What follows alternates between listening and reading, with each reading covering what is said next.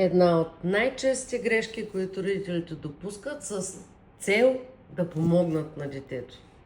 В аптеките се продават лепенки, веротол, с които постигаме едно единствено нещо – изгаряне на горния слой от кожата. Отдолу кожата е побеляла от самото изгаряне. Когато не се третира чрез система, просто сложи това, приложи онова, почваме да тъпчем на едно и също място. Мажат, изгаря кожата, а проблема се стои. Да? Верука.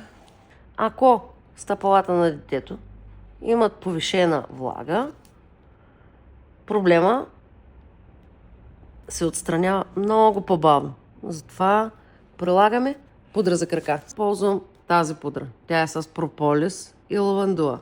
Пудрата се прилага сутрин, преди детето да се обуи чорапките. Така създаваме добра среда за кожата, намаляме триенето и потоотделянето.